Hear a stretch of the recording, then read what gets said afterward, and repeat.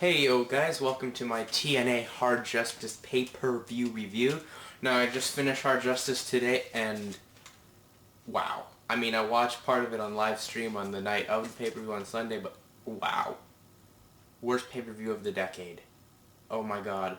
Anyway, let's just start reviewing it. The opener was the three-man tag team match between Black Machismo Sanjay Dutt versus Triple X versus the Motor City Machine Guns. Yeah, it's my team boy right there, bitches. This match should have been a lot quicker right off the start. I mean, the quick pace thing should have happened on the start. I mean, in the opening moments, the only highlight was Dutt hitting a great flying head scissors after some intense movements to get to that move on Chris Sabin, but not much up till then. I mean, Lethal hit a nice dive through the middle rope when Shelley, who had Sanjay Dutt in the abdominal stretch. I thought that was cool. And Dutt nailed a great moonsault and everyone. And then the stupidest part was, like, at one point everyone was doing springboard maneuvers off the rope. I did not get that at all. That just ruined the thing of, like, someone doing a springboard. I mean, everyone, oh, that's springboard, springboard, springboard. Oh, son, that's awesome. It wasn't that cool. It got boring after a while. But I definitely, like, they should have gone home on the Senshi double foot stomp on, I believe it was Dutt and Sabin. I think it was Sabin. Can't remember. But that's what they should have gone home on. They did not. Lethal rolled up. Daniels got the 1-2-3, which I think now makes him #1 contender because I hear he's going to face Angle for the X title at No Surrender. Next match was Raven with Serotonin versus Kaz. I like the fact they put Raven on the mic, you know. Raven's always good on the mic, but Raven's gotta hang him up. Come on. He's getting too old. I mean, he's balding. It's sad, really. I liked how Raven backdropped Kaz onto Martyr, Matt Bentley, and then Kaz hit a 666 Hurricane Rana from like one corner of the ring to the other on Havoc, which is Johnny Devine, on the floor, which was pretty cool. I give it that. And then Kaz wins with the dropkick, which was a terrible ending to a pretty decent match. I'll give it that. And then the action pretty much went downhill from the second match. Match of the night was the first match, in my opinion. And then we had Rhino versus Cowboy James Storms with Jackie Moore. They did the same spots as the first match they had at Victory Road. I mean, they went into the crowd, pretty much did the same thing, got boring and repetitive. And then why was Rhino drinking? You just ruined your own storyline. Everyone knows that. Everyone else just ruined the storyline. That was not cool at all. It was stupid. Storm tossed Rhino over the top rope onto a ladder. That was pretty much the only high spot. And Storm nailed Rhino the back of the head with the bottle for the win to end that match mercifully. And then the next match was VKM with Roxy Laveau versus LAX. The DX reject chant was funny.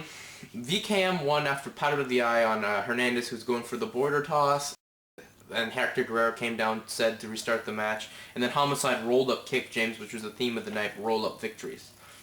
Then we had the humiliation match, Eric Young versus Robert Roode with Miss Brooks. Roode hit a nice Alabama slam while in the corner with Eric Young trying to hold on to the ropes, and he just went bam. That was pretty nice. I'll give him that. Roode uses brass knucks to get the win, but then they ended up humiliating Miss Brooks, which I thought was okay, whatever, but that feud is hopefully over now. And then we had Wildcat Chris Harris versus Black Rain Dustin Rhodes. What the fuck was Black Rain wearing? He looks like Golda's turds right now. I mean, honest to God. That's the worst outfit ever. Oh my god. Horrible, horrible, horrible match. This was just why would you squash Chris Harris, who you build up at Slammiversary to be a #1 contender, then he loses to Cage, you know, which ruins that, steps him down a bit, and now he got squashed by Dustin Rhodes. He's way past his prime. No, that should never have happened. That was horrible. To quote Jay South, he didn't even pinch the bitch. Wow, horrible match. And Harris wins by DQ, so anyway. The Steiner Brothers versus Team 3D. Oh my god, was it boring. Oh, good god, help me all. I'd rather paint dry than watch that match. That was, oh, good god. Anyway, the only cool spot was the Frankensteiner on Brother Devon, and then he put him in the Steiner recliner. They should have gone home on that. They didn't. They hit one with the Steiner Bulldog, which was okay, I'll give them that, but they should have gone home on the Frankensteiner into the Steiner recliner. Match definitely went on like 5 minutes, way too long. Then we have the Pac-Man. I'll give Pac-Man this. His segment was good. He was garbage on the mic. Oh my god. Thank God for Killings for coming in to save that segment. And then Killings just owned him, pretty much explaining the contract that he can't touch or be touched, so Anyway, that was Pac-Man Jones, and then, oh god no, the Doomsday Chamber of Blood match between AJ Styles, Tomko, and Christian Cage versus The Punisher, Andrew Martin, Sting, and the Monster Abyss. Wow. Horrendous match. Oh, I just bogged my mind this was a cage match. Only thing I did like was the double frog splash from Styles and Cage, and AJ's flip out of the cage onto Abyss. That was it. Nothing else happened. Horrible match. Cage escaped. I mean, Sting got into the match by him cutting through the barbed wire with some wire cutters and got in. Then Cage escaped. Then Black Hole Slam on Styles onto the glass. That was it. Terrible match. This was like the worst cage match I've ever seen. Ever. And then we have the winner-take-all Samoa Joe versus Kurt Angle.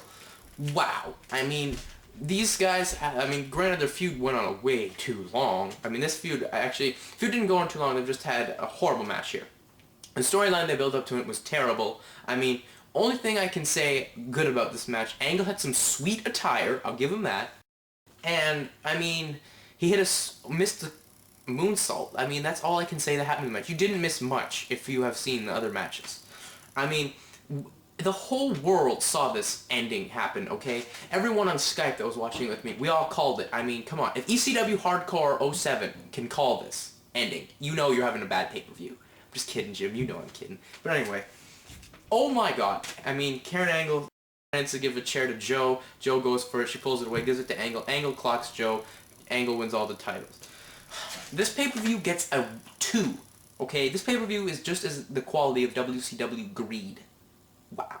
Anyway, that's my review of this craptacular pay-per-view. I must say, No Surrender looks a little bit better just because the fact that all the titles will be defended and we're going to have Angle versus Abyss on pay-per-view, which I think will be better. But this was just atrocious. TNA fans, wow.